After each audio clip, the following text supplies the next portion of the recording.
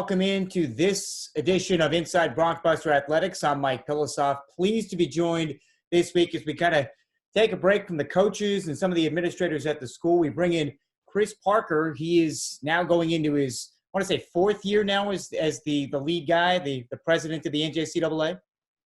Yeah, getting ready to finish out year 3. Yep. So we appreciate you taking Starting the time. year 4. I appreciate you taking the time. I know this has been crazy times for you and your staff and really across the country. So let's start with some of the decisions that have been made, and not just at the NJCAA level, but really at all levels of competition. The first of the dominoes was the cancellation of spring sports. How much of a challenge was that for you? And I know that you guys do take some of your lead from the NCAA and really some of the other governing bodies, but how much of a challenge was that for you? And really take us back to that decision in general. Ooh, so that was the most gut-wrenching decision we've ever had to make. I've ever had to make, and really, we evaluated everything. Of course, we were the last to, cancel per se, but we really, felt the map out and, weighed all factors, stayed as patient as possible. And one of the issues was all of the moving parts around the numbers of people attending championships. The first thing we did was push our championships back, took that route of let's postpone them and see how things go. And then obviously things got worse and we had to ultimately make the decision to cancel. So, ethically, morally, it was absolutely the right decision for the health and well-being of everybody involved. But personally and professionally, the hardest and most difficult decision ever to make, to take away the opportunities for our coaches, student athletes, and others to play for a national championship. Did you ever envision when this story first came down and you saw some other organizations and then the NBA cancels the rest of their season, or not cancels, but canceled at the time, and who knows if that ever restarts, but did you ever envision it getting it to the point where it is right now?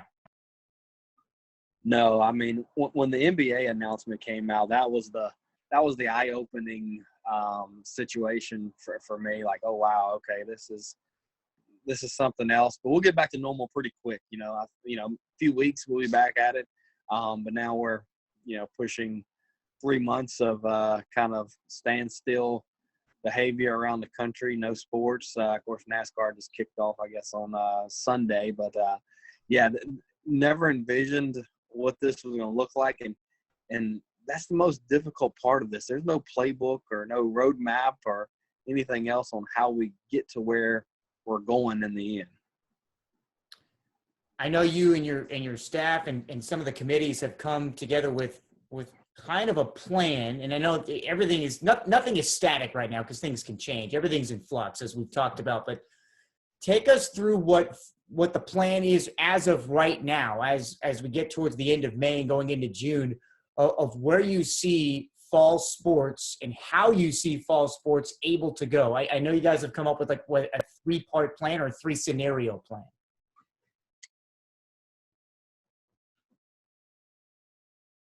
Yeah, the plan is to have a backup plan and to have a backup to the backup plan, and maybe even a backup to the backup of the backup plan. But August 1st, we're shooting with a goal of opening sports August 1st.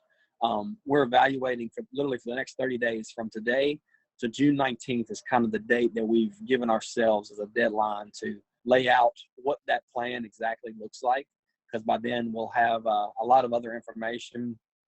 I know NCAA and others are meeting around June 1st to have some of those discussions. So really, navigating those waters carefully. But the one constant is going to be change, and that's the most difficult thing to swallow and accept, is that one constant will be change. But between now and June 19th, we'll plan the plan, be swift in our sails and ability to navigate and adjust accordingly. Really taking a factor where our championships are. Are they in areas that are less heavily hit, or are they in other areas of the country that are more heavily hit? Where are the schools coming from? How are they being affected as regions? How are they being affected as individual colleges? But a global picture, national picture of what we need to do and how to get there is going to be key and critical to every decision that we make, with the health and safety and well-being of our schools and our student athletes at the same time. I know, and some people might think it's premature, and that's not up for us to decide, I guess, but there have been junior colleges already that have said we're not playing sports in 2021. I know California is separate from the NJCAA. There's talk that they could shutter for the 2020, 2021 season. So who knows at this point. But were you surprised, and have you been surprised in hearing some of these schools, I guess, pulling the plug at this point during this pandemic?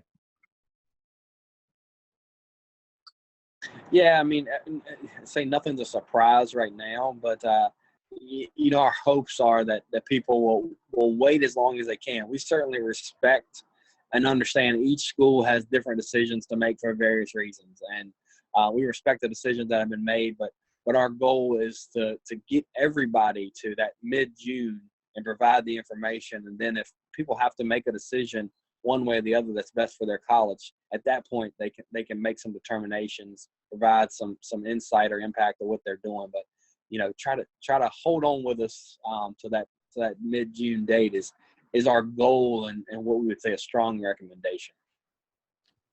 Talking to some of the coaches and some of the administrators at different schools, I think the one sentiment or the one ideal that I'm getting from them, or the sense, is that they're waiting almost to see if somebody's going to take the lead as far as and we're talking schools specifically to reopen, to get that process going and what that looks like.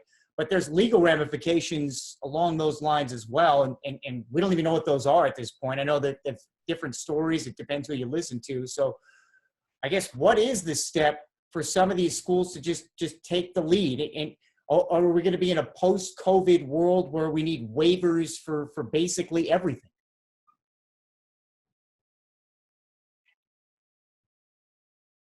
Yeah, that's a great question. And the leaders are going to stand out, and they're going to be schools who are going to just find their way and lead the pack and take a lot of the risk management perspective in stride and think through it carefully and make wise decisions, but still stand out and lead the pack. And where those schools are going to come from, I don't know at this point, but I know that's going to happen, and we'll start to see that over the next 30 to 45 days, I imagine. You hear some of the big universities who are kind of leading that pack as well with some of the systems that we're going to be open this fall. I kind of laughed at the West Virginia University president says, we'll have football this fall even if I have to suit up and play. It's that kind of mentality, but they're serious, but they're also understanding and want to take in stride the ability to lead, but also provide that safety mechanism. And that's why I believe it's so critical for us as the National Association to provide that insight and comfort level as much as possible for those who are going to go ahead and step out and lead. We can give them as much information from our perspective as possible. In your own mind, I've asked, Greg McVay this, the director of athletics at our college. I've asked different coaches this.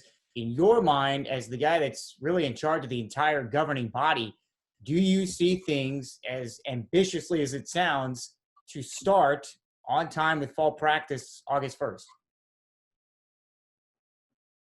I would say I got about a 65% comfort level that August 1st will be at least practicing. Does that mean that games start on the right time? I don't know the answer to that, but I think August 1st, from a national perspective, we'll have the relief and the autonomy to make the decisions needed to get things going.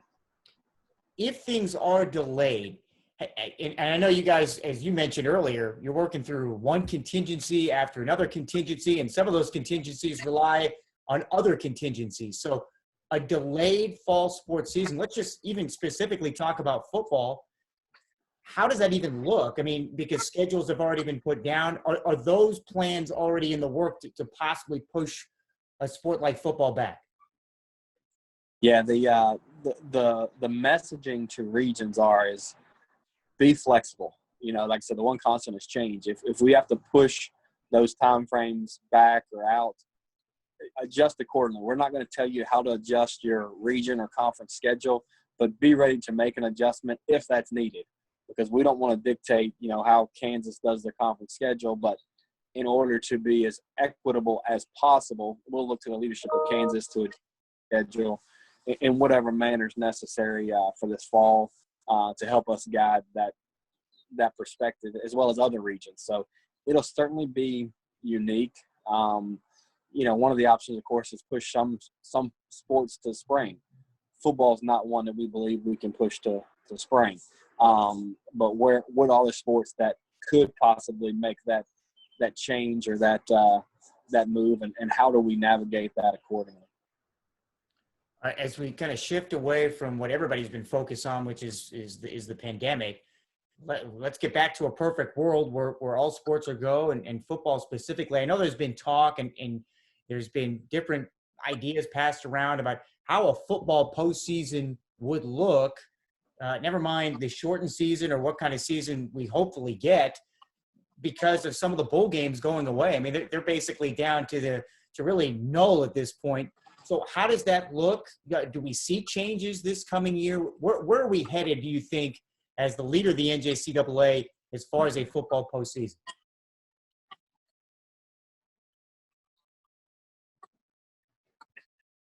So we've had a number of people reach out actually looking to add some bowl games to the NJCAA docket. So that's been very refreshing.